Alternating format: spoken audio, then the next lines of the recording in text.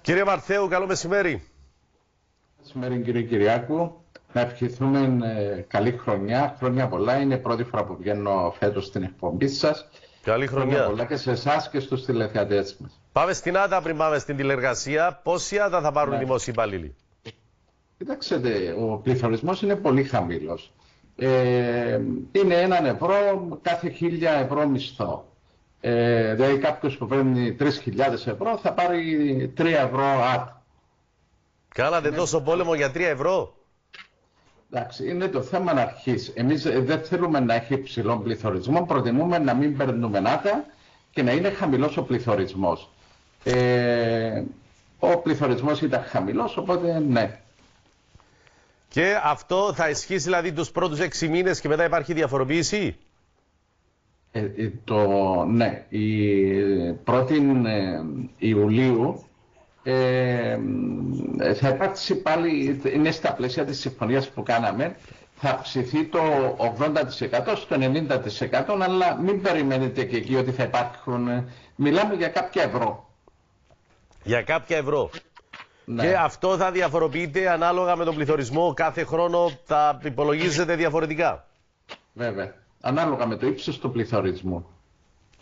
Πάμε και στην τηλεργασία. Από 1η Απριλίου τι ακριβώς θα γίνεται?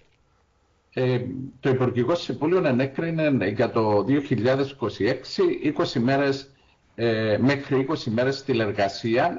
Είναι δοκιμαστική περίοδος. Είναι θετικό το γεγονός ότι ξεκινά επιτέλους η τηλεργασία. Είναι κάτι που από καιρό ζητάμε έτσι να περιληφθεί στις δραστηριότητες της δημόσιας υπηρεσίας. Έχει σε όλες τις ευρωπαϊκές χώρες ήδη εφαρμόζεται, σε όλον τον κόσμο εφαρμόζεται. Θεωρώ ότι έχουμε μείνει πίσω στο κομμάτι αυτό.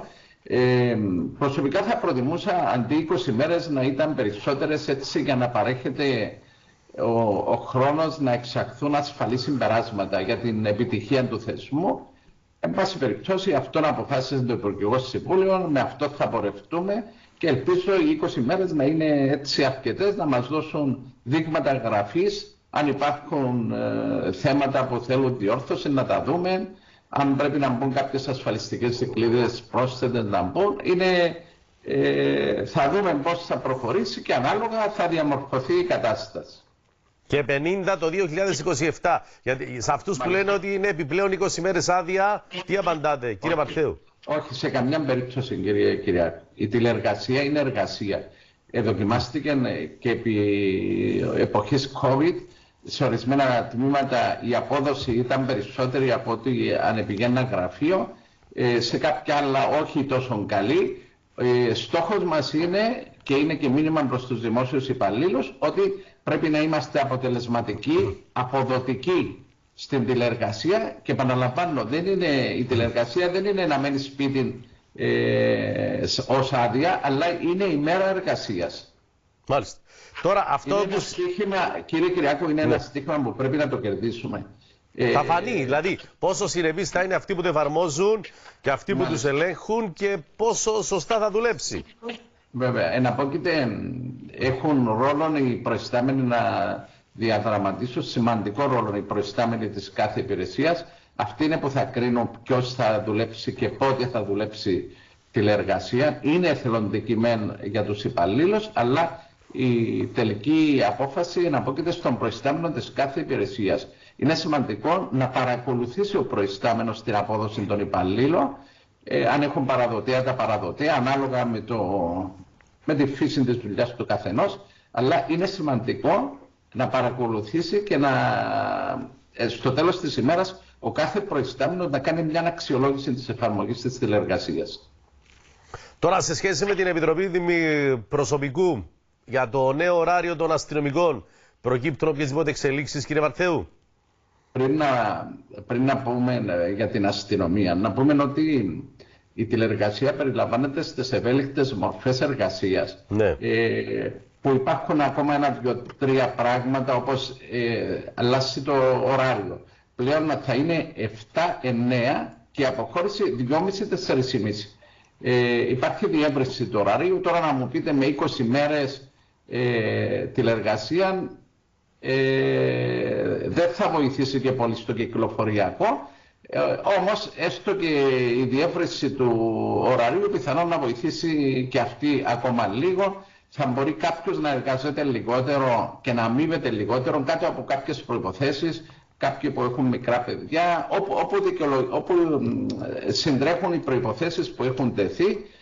Οπότε θεώρησα έτσι σημαντικό να το αναφέρω ότι δεν είναι μόνο η τηλεργασία, είναι ότι ξεκινάμε και το θέμα ευέλικτες μορφές εργασίας.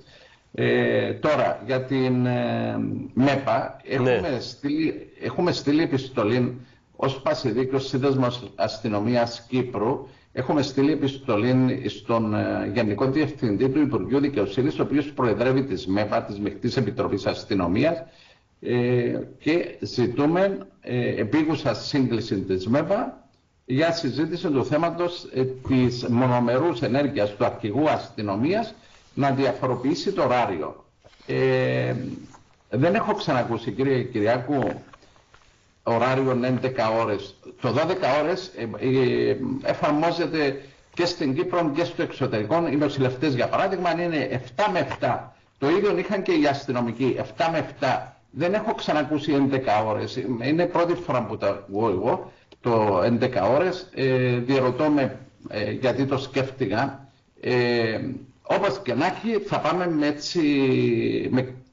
με καλή πρόθεση να βρούμε λύσεις. Να το συζητήσουμε, να δούμε τι προσπαθεί ο αρχηγός, ποια είναι η προσπάθεια, ποιο είναι το ζητούμενο εκ μέρους του αρχηγού, αν υπάρχουν εναλλακτικές λύσεις, να τα συζητήσουμε με στόχο να βρούμε λύση. Ως Πασιδίκιο ΣΑΚ έχουμε αποφασίσει ότι δεν θα προχωρήσουμε σε κλιμάκωση μέτρων μέχρι να συζητηθεί το θέμα στη ΜΕΠΑ. Πότε δηλαδή θα συζητηθεί? Ναι, κοιτάξτε, σίγουρα είχα κάποια επικοινωνία με τον Υπουργό Δικαιοσύνης. Είπε μου σίγουρα εντός Ιανουαρίου. Εμάς η απέτηση μας είναι εντός του πρώτου δεκαπενθημέρου. Εντός πρώτου δεκαπενθημέρου. Ευχαριστούμε πάρα πολύ, κύριε Μαρτέου. Καλή συνέχεια. Γεια σας.